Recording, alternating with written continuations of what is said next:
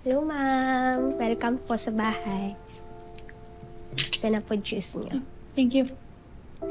Parang mas madami pang nakatira na staff dito kasi dun sa magkapatid, no? Sino Rusty at ano lang ba, Yago yung nakatira dito? Ay, kasama po nila mama nila. Sa business trip lang po si Ma'am Sita. Kailan babalik ni Ma'am Sita? Sana makilala ko siya. Di ba magaling ka na mekaniko? Bilisan mo Tapusin mo agad yung pag-aayos sa motor ni Sir Rusty. Bakit?